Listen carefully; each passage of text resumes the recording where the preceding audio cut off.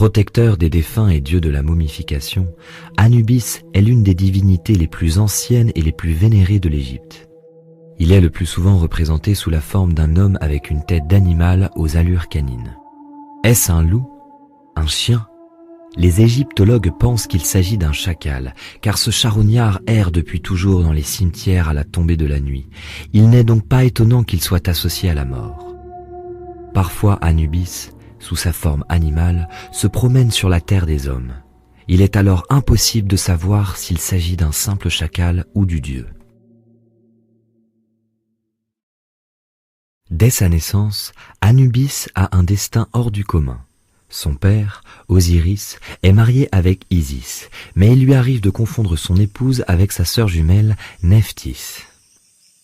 Une nuit, croyant rejoindre sa femme, il entre dans le lit de Nephthys. Secrètement amoureuse d'Osiris, celle-ci ne le prévient pas. L'enfant qui naît de cette union interdite est notre héros, Anubis. Mais s'il y a une chose que redoute Nephthys, c'est bien la colère de son mari, le terrible Seth. Elle sait que s'il découvre la vérité, il s'en prendra à l'enfant. Alors, pour lui laisser une chance de survie, elle décide de l'abandonner. Isis n'est pas dupe. Elle a vu sa sœur enceinte et elle a tout de suite compris que l'enfant était celui d'Osiris. Blessée par cette trahison, elle a beaucoup pleuré, mais la déesse n'est pas rancunière. Apprenant que Nephthys a dû abandonner son bébé, Isis part à la recherche du petit Anubis. Elle le retrouve grâce à ses pouvoirs, puis le nourrit et l'élève comme son propre fils. Anubis sera toute sa vie reconnaissant envers sa mère adoptive. Il devient son compagnon le plus fidèle et l'aide dans toutes ses épreuves, notamment pour déjouer les méchantes ruses de Seth. Tu vas voir. Seth n'a jamais découvert le secret autour de la naissance d'Anubis, ce qui ne l'empêche pas d'être jaloux de son frère. Il ne cesse d'imaginer des complots pour se débarrasser de lui. Un jour, il a l'idée de piéger Osiris en l'enfermant dans un coffre qu'il jette dans le Nil. Isis part alors à la recherche du corps de son mari, le retrouve et parvient à le ressusciter juste assez longtemps pour mettre au monde leur enfant, Horus. Mais Seth n'a pas dit son dernier mot. Il décide de couper la dépouille de son frère en 14 morceaux qu'il éparpille dans toute l'Égypte. Obstinée, Isis repart en quête des différentes parties du corps d'Osiris. Avec l'aide de sa sœur et armée de beaucoup de patience, elle les ramasse une par une et fait bâtir un temple pour chacune d'entre elles. Afin de permettre à son mari de reposer en paix, elle demande son aide à Anubis. Le jeune dieu s'approche du corps de son père et recolle délicatement les morceaux. Pour les faire tenir ensemble, il les entoure de fines bandelettes de lin. Il crée ainsi la première momie. Alors l'âme d'Osiris est sauvée. Il peut rejoindre en paix le royaume des morts où il règne désormais. Depuis la momification d'Osiris, quand un Égyptien vient à mourir, les prêtres réalisent un rituel très précis, en reproduisant les gestes qu'Anubis a eus sur le corps du dieu. On appelle cela l'embaumement, et les hommes le pratiquant sont nommés les embaumeurs. Le dieu à tête de chacal est leur protecteur et, à travers eux, il procède au rite de l'ouverture de la bouche. Posant sa main sur le sarcophage à hauteur des lèvres du défunt, il récite des incantations et, quand la bouche s'ouvre, y envoie un souffle de vie. L'âme se sépare alors du corps pour rejoindre le royaume des morts.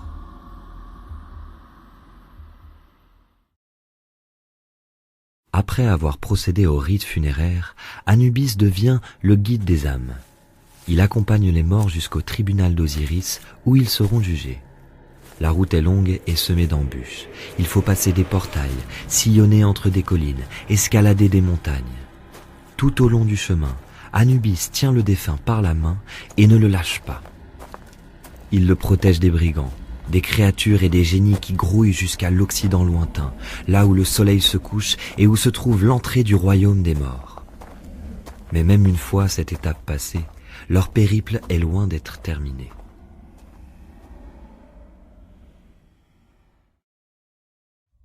Le défunt, accompagné par Anubis, arrive enfin devant 7 arches immenses. Ce sont les portes du royaume d'Osiris, devant lesquels se trouvent plusieurs gardiens aux noms inquiétants comme celui dont la voix gronde, le calomniateur ou le brûlant. Le défunt doit réciter les noms de chacun d'eux pour montrer qu'il les connaît. Il vaut mieux qu'il ait bien appris sa leçon. Anubis, quant à lui, a apporté des offrandes pour mettre ces créatures effrayantes dans de meilleures dispositions. Après avoir reçu suffisamment de prières et de présents, les gardiens acceptent enfin de les laisser passer. Ils arrivent alors dans la salle de la vérité où l'âme du défunt est jugée par les dieux. Pour cela, Anubis est aidé par Thoth, dieu de la sagesse, et Maat, déesse de l'ordre et de la justice. Toujours impartiale, elle retire de ses cheveux une plume d'autruche et la pose sur le premier plateau d'une balance, avant de déposer le cœur du défunt sur le second plateau. Puis Anubis effectue la pesée. Si le cœur est plus léger que la plume, l'âme accède à la vie éternelle. Mais s'il est plus lourd, c'est à cause du poids de ses fautes. Alors l'âme du mort est dévorée par Amout, un monstre terrifiant.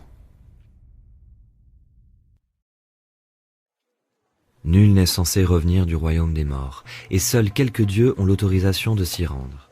Anubis est l'un d'entre eux. Il fait le lien entre les deux mondes et apporte aux défunts des présents ou des nouvelles de leur famille. Parfois, il les autorise à revenir sur terre pour hanter les vivants qui ont oublié de leur faire des offrandes. Le reste du temps, le dieu à tête de chacal s'assoit aux côtés d'Osiris et l'aide à gouverner le royaume des morts. Le souverain a ainsi des nouvelles de son fils, qui affronte Seth et tente de récupérer le trône d'Égypte. En effet, Horus, le fils d'Osiris, n'a jamais pardonné au dieu Seth d'avoir assassiné son père et il est bien décidé à le venger. Mais au cours d'une violente bataille entre les deux divinités, Seth arrache les yeux d'Horus. Il les cache dans deux boîtes qu'il garde précieusement. Métamorphosé en crocodile, il ne laisse personne s'en approcher. Alors, pour aider son fils à récupérer ses yeux, Isis fait appel à son fidèle Anubis. Le jeune dieu rejoint le repaire de Seth et, usant de toute sa force, il parvient à le blesser et à s'emparer des coffrets. Mais que va-t-il en faire ? Anubis enroule les yeux d'Horus dans des papyrus, puis il les enterre un peu plus loin, dans la montagne, pour être sûr que Seth ne les retrouve pas. Tous les dieux acclament le courage d'Anubis, qui a affronté et même réussi à blesser le féroce dieu de la discorde. Plus tard, Isis se rend à l'endroit désigné par son fils adoptif, et quelle surprise! Une belle vigne, aux branches alourdies de grosses grappes de raisin, y a poussé. La déesse fait bâtir à cet endroit un sanctuaire et arrose avec soin le vignoble où l'on produit un vin sacré au goût délicieux. Ce nectar serait les larmes d'Horus. L'éternelle rivalité entre Seth et Osiris se prolonge bien après la mort de ce dernier.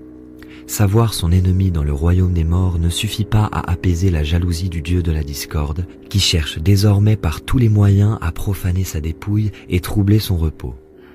Un jour, dans ce but, il se transforme en léopard et pénètre dans le caveau où est conservé le sarcophage de son frère.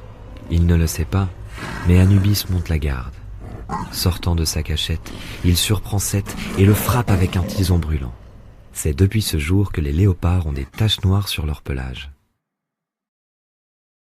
Anubis ne s'arrête pas là. L'occasion est trop belle pour ne pas s'emparer de Seth. N'est-il pas l'assassin de son père ? L'ennemi d'Isis, sa mère adoptive ? Le rival de son demi-frère Horus ? Avec l'aide de Thoth, qui récite de puissantes incantations, Anubis parvient à immobiliser Seth et à le ligoter. Il le lacère de ses griffes et lui arrache sa peau de léopard qui l'emporte pour servir d'avertissement aux méchants. À compter de ce jour, les prêtres embaumeurs portent eux aussi une peau de léopard sur leurs épaules lorsqu'ils réalisent les rituels de momification. Anubis est souvent considéré à tort comme une divinité secondaire. Pourtant, tu vois, son rôle est primordial.